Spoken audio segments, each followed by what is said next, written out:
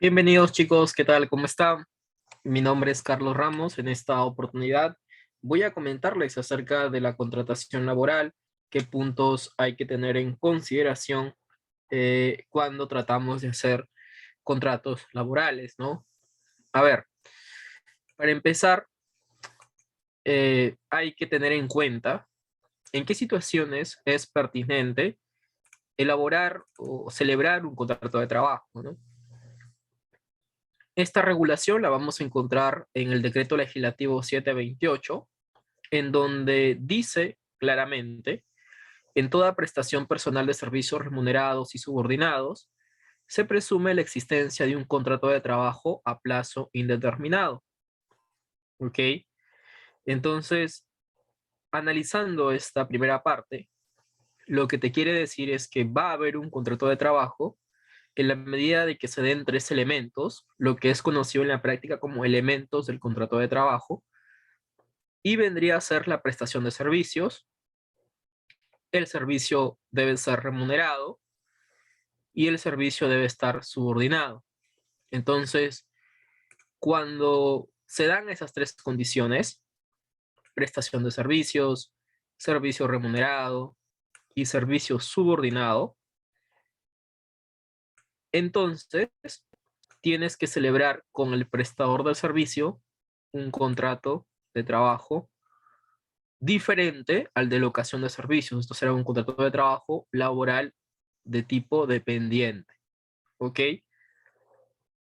Cuando decimos prestación de servicios, la norma dice que se trata de una prestación de servicios de naturaleza laboral, justamente estamos hablando de ámbito laboral, el cual debe ser prestado de forma personal y directa solo por el trabajador. ¿Ok? Muy bien. Contempla excepciones y dice, no invalida esta condición que el trabajador pueda ser ayudado por familiares directos que dependan de él, siempre que ello sea usual dada la naturaleza de las labores. Este caso es bastante atípico, la verdad, habría que examinarlo, ¿no? Propiamente en cada caso concreto. Pero en principio la prestación de servicios debe ser de forma personal y directa, ¿no? Puede ser que otros familiares ayuden al trabajador siempre que por la naturaleza de las labores sea necesario, quizás, ¿no? Habría esto que justificarlo adecuadamente. Muy bien, eso es prestación de servicios. Y para ver a qué se refiere con servicio remunerado, vamos a ir hacia la siguiente lámina para entender esa definición de servicios, bueno, prestación de servicios ya lo vimos, ¿ok? Y servicio remunerado quiere decir que hay una remuneración de por medio, la cual puede ser en especie también, siempre que lo que se le esté entregando al trabajador sea de su libre disposición, ¿ok? Es decir, con ese dinero que recibe, tenga la libertad de poder disponer de él y gastarlo en lo que el trabajador mejor crea conveniente. Es de libre disponibilidad. Eso es una remuneración, ¿ok? Muy bien. Y otros puntos que además considera la ley como remuneración, mejor dicho, los llamados conceptos remunerativos. Ahora bien, cuando dice servicio subordinado, y quizás esto es el elemento más importante de los tres que hemos visto, aunque bueno, sin dejar de lado de que los tres en verdad son importantes, los tres elementos que apreciamos aquí son importantes, pero quizás uno de los que mayor trascendencia ha tenido para poder identificar si es que hay o no hay un contrato de trabajo de naturaleza laboral dependiente es que el servicio sea subordinado. Y esto es que el trabajador presta los servicios bajo la dirección del empleador, de la empresa, ¿ok? La cual o el cual, si hablamos de empleador, tiene facultades para establecer un reglamento de labores, ¿ok? Tiene esa facultad de poder reglamentar las labores que va a realizar este trabajador, ¿ok? Le imparte órdenes para la ejecución de las mismas. Eso es subordinación, ¿ok? O su servicio subordinado. Y además tiene la facultad de establecer sanciones de tipo disciplinarias al trabajador. Además, le establece una jornada de trabajo en base a turnos, días. Eso es subordinación, es decir, el trabajador está íntegramente vinculado con las reglas laborales propias de la entidad basadas en sanciones, horarios de trabajo, ¿no? O sea, él no puede decidir su horario de trabajo, se sujeta a lo que el empleador establezca. Eso es un servicio subordinado. Entonces, cuando concurran o cuando nazcan estos tres elementos que hemos hablado, prestación de servicios, servicio remunerado y servicio subordinado, se debe celebrar un contrato de trabajo. ¿Ok? Ahora, hay un periodo de prueba, sí, pero ya debe haber un contrato de trabajo si es que concurren o se encuentran los tres elementos. Ahorita vamos a hablar del periodo de prueba, pero antes de eso les quiero establecer el contrato de trabajo para finalizar la idea. Los contratos de trabajo que sean necesarios celebrarse, por lo que ya hemos comentado anteriormente, pueden ser celebrados por un tiempo indeterminado, es decir, le elaboras un contrato de trabajo al trabajador y ese contrato puede tener una duración indeterminada o no definida. O puede ser a tiempo determinado o también conocido como sujeto a modalidad, ¿correcto? Entonces puede ser a tiempo definido, indefinido, perdón, o a sujeto a modalidad o a tiempo determinado, como podríamos llamarle acá. ¿Ok? Aquí no se sabe cuándo terminar el contrato de trabajo, acá sí. Puede ser 2 meses, 3 meses, dependiendo. Este contrato de trabajo a tiempo determinado puede celebrarse de forma verbal o escrita, ¿ok? No hay inconveniente, ¿ok? Y el de sujeto a modalidad o a plazo determinado, hay diferentes tipos de contrato de trabajo sujetos a modalidad. Cada contrato de trabajo sujeto a modalidad va a tener sus propios casos y requisitos que están en la norma que les había mencionado, Decreto Legislativo 728, ¿correcto? Muy bien. También dice que pueden celebrarse contratos de trabajo a tiempo parcial sin limitación alguna. Muy bien. En el contrato de trabajo se puede establecer un periodo de prueba, ¿ok? Y este periodo de prueba puede ser, ¿ok? Puede ser de 3 meses. Bueno, es de 3 meses, ¿ok? Si quieres menos, ¿ok? Pero la norma te faculta en principio para 3 meses con el objetivo de examinar si es que el trabajador tiene las cualidades necesarias para poder desempeñarse en el cargo, ¿no? Durante los 3 meses de periodo de prueba, el trabajador no tiene todavía protección frente a un despido arbitrario. ¿Qué quiere decir despido arbitrario? Que lo puedes despedir sin requerir o sancionar, o, perdón, otorgarle una indemnización.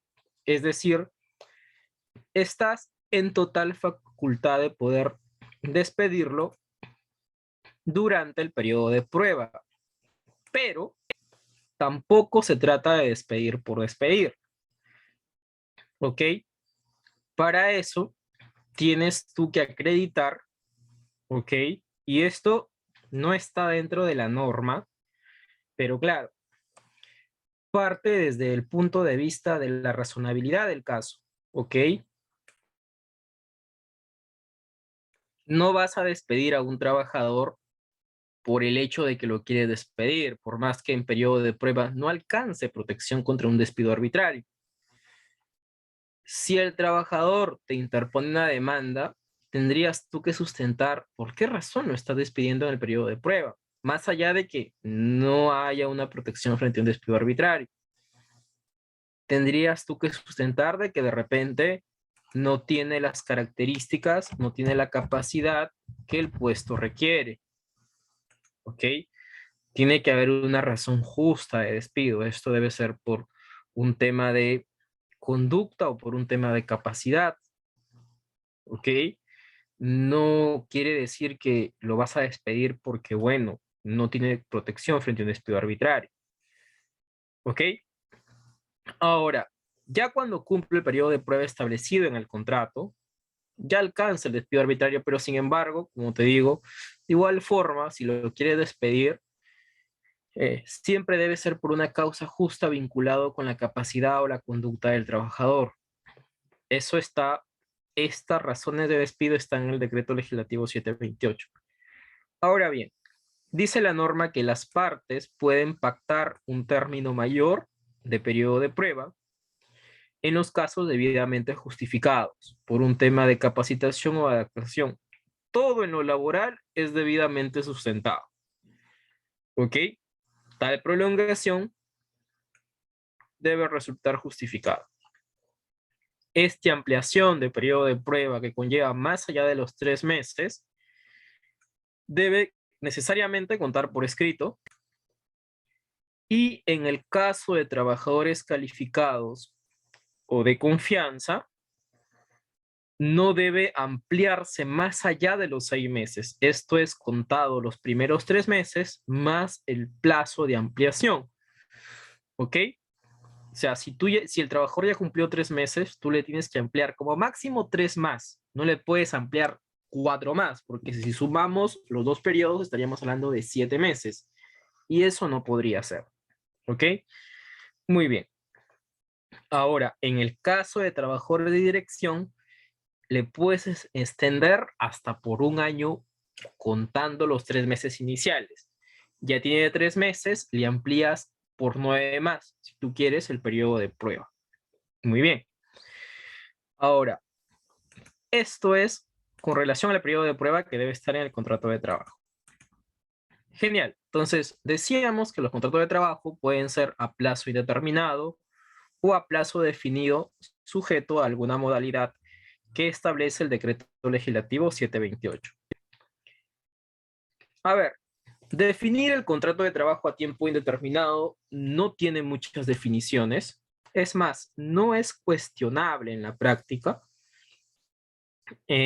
Digamos que el contrato de trabajo a tiempo indeterminado es el que muchos de los trabajadores quisieran tener porque tienen una mayor protección frente a un despido, ¿ok?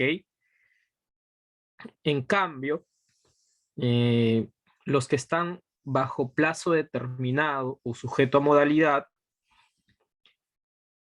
tienen un plazo definido en su contrato y vencido ese plazo se pueden retirar o bueno, ya terminó el contrato, la empresa los despide, ¿no? Porque bueno, ya acabó el contrato, ¿ok?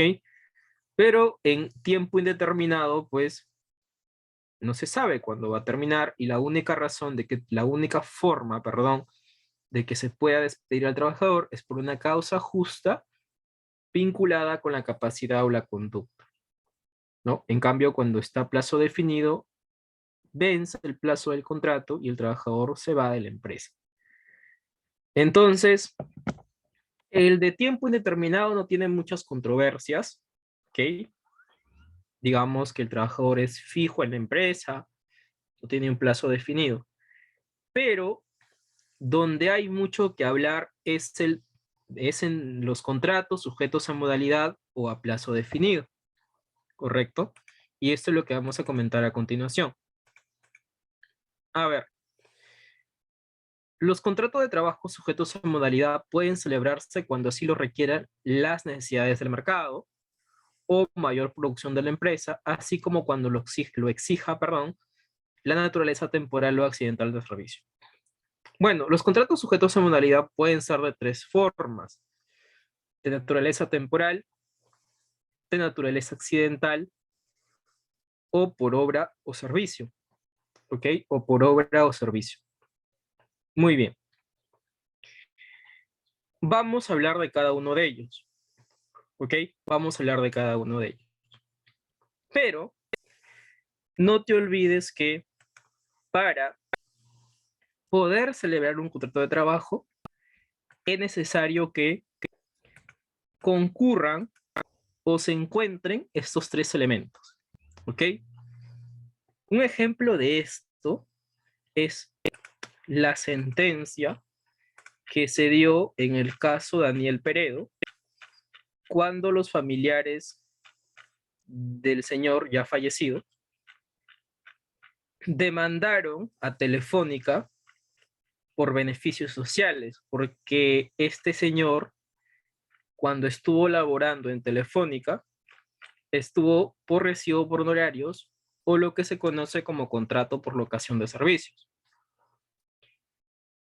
Entonces, cuando tú estás por contrato de locación de servicios o cuando el trabajador está bajo ese tipo de contrato, no recibe los llamados beneficios sociales. Esto es gratificaciones, CTS, vacaciones, ¿no?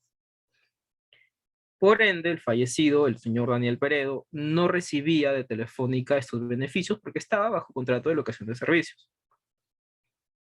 Pero sus familiares, bajo una asesoría laboral, llegaron a determinar que él tendría que haber eh, tenido, ¿no?, a su favor un contrato de trabajo, puesto que existían esos tres elementos. Él había prestado sus servicios de forma personal y directa, como lo define la norma, con una remuneración y bajo subordinación. ¿Ok? Y de esto hay mucho en la práctica. Hay varios trabajadores que están por recibo por honorarios o locación de servicios, pero la realidad es que ellos deberían celebrarse un contrato de trabajo de los que hemos mencionado, ¿ok? Entonces, esa informalidad sucede mucho en la práctica. Y a continuación vamos a examinar este caso, por ejemplo, ¿no? Entonces sus familiares fueron a demanda con Telefónica y Media Networks y pues probaron de que efectivamente debería haberse celebrado un contrato de trabajo de los que hemos mencionado, ¿ok? Pues este señor tenía una relación laboral con esta empresa desde el 1 de noviembre del 2004 hasta el 19 de febrero del 2018, 14 años. Y en los 14 años no se le había reconocido ningún tipo de beneficio social, bueno, de beneficio laboral que conocemos como gratificación, vacaciones, TTS, puesto que él estaba bajo un contrato de locación de servicios. Entonces, sus familiares dijeron, oye, un momentito, no debieron haber celebrado con él un contrato de locación de servicios, sino un contrato de trabajo de tipo laboral dependiente, puesto que existían esos tres elementos. ¿Ok? Entonces, bueno, un poco se citó en esta sentencia lo que la norma decía, ¿no? Esto ya lo que yo les había comentado, habla de los tres elementos para poder celebrar un contrato de trabajo, le llama elementos típicos que generan una vinculación laboral, ¿ok? Y habla de la subordinación, ¿verdad? Entonces, los demandantes, los familiares, ¿no? Este señor, tendrían que demostrar si efectivamente existían estos tres elementos y se aplicaba el principio de primacía de la realidad, que es un principio laboral, donde se dice que lo real es lo que prevalece por encima de la forma, ¿no? O sea, si efectivamente la realidad determina que se debe celebrar un contrato de trabajo, entonces debe hacerse un contrato de trabajo de tipo laboral dependiente y no uno de locación de servicios, ¿no? Muy bien, vamos a la esencia del caso. Bueno, se demostró que existía el primer elemento, prestación de servicios, puesto que pues, el trabajador había laborado 14 años en la empresa, ¿ok? Eso era muy fácil de demostrar, ¿ok? Y eso pues hay en toda prestación, hay en todo tipo de contrato, ¿no? Eso siempre va a ser fácilmente demostrable, ¿ok? Sobre la contraprestación, sobre el tema de servicio remunerado, ¿cómo se demostró ello? Bueno, se dijo que este señor percibía un sueldo de manera mensual. Dice aquí, ¿no? Al respecto debe considerarse que la contraprestación al actor no le fue abonada por cada servicio específico, como ocurre en un contrato de naturaleza civil, sino que por el contrario, a lo largo del periodo en que las ahora partes procesales suscribieron el contrato, se le pagaba una suma fija y con periodicidad mensual. Claro, cuando tú tienes un trabajador por recibo por honorarios o por locación de servicios, la remuneración no es fija, es de acuerdo al servicio. Y bueno, tampoco tiene una periodicidad, ¿ok? Entonces, donde se da ese caso de suma fija y de periodicidad, es decir, suma fija todos los meses, generalmente es en los contratos de trabajo de naturaleza laboral dependiente. Y esto, pues, se parece a eso, ¿verdad? Sin embargo, eh, le habían hecho un contrato de locación de servicios y estaba cobrando por recibo por honorario, ¿no? Ahora bien, respecto a la remuneración, está acreditada como corresponde, entonces ya se van probando dos elementos. Existió prestación de servicios, 14 años, y ese servicio fue remunerado. Falta el tercer elemento, que quizás es, como les había comentado, el más especial, el que define quizás el que separa entre un contrato de locación de servicios y uno de naturaleza laboral dependiente, es el tema de subordinación. Hay que ver si estuvo sujeto a órdenes de trabajo, a reglamentos, a sanciones, a horarios de trabajo. Habría que ver. ¿Qué dice la sentencia? Dice, se acredita que eh, el trabajador, que le llamaban locador, mal llamado locador, ya debería ser trabajador, pero ese fue el contrato que celebraron con ellos, con él, perdón, no tiene facultades de representación que le permitan comprometer a Media Network, por lo que cualquier acción o propuesta deberá contar con la aceptación previa. Esto claramente define una especie de subordinación, puesto que no tiene la libertad de poder quizás laborar en otra empresa más que la empresa a la cual estaba trabajando, ¿no? Por lo tanto, está sujeto a un tema de control o de subordinación. No tiene un trabajo independiente, sino más que nada parece ser un trabajo dependiente. ¿Ok? Entonces, dice aquí, en la ejecución de sus servicios, el demandante se encontraba bajo supervisión y fiscalización, lo que dice, ¿ok? Los servicios ejecutados necesariamente tuvieron el carácter dependiente, así se aprecia que las tareas propias del puesto debieron ser ejecutadas en cumplimiento de pautas y directrices impartidas por la entidad. Entonces, se probó de que efectivamente existía un tema de subordinación, ¿ok? Y de esa forma, pues, se tendría que haber celebrado un contrato de trabajo laboral dependiente y no uno de locación de servicios o por recibo por honorarios. De tal forma que se le dio la razón a los familiares y pues se encargó a la empresa para la cual trabajaba este señor el pago de los beneficios omitidos desde el 2004 hasta el 2018, cobrando casi sus familiares la suma de 312,000 por gratificaciones, bonificación de gratificación, vacaciones, etc., todo lo que le corresponde a un trabajador bajo un contrato de trabajo laboral dependiente. ¿Ok? Entonces, tengamos mucho cuidado en determinar si es que se tiene que establecer o no un contrato de trabajo laboral dependiente, y esto ocurre cuando surgen estos tres elementos, ¿ok? Muy bien. Entonces, en esta primera parte, he querido explicarles qué cuidados debemos tener al momento de poder celebrar o elaborar un contrato de trabajo para trabajadores dependientes, ¿ok? Y la diferencia entre un contrato de locación de servicios o bajo recibo por honorarios. ¿Listo, chicos? Espero que este video les ayude muchísimo para poder tener cuidado al momento de celebrar un contrato de trabajo. Muchas gracias, chicos. Nos vemos en una siguiente oportunidad. Un fuerte abrazo para todos.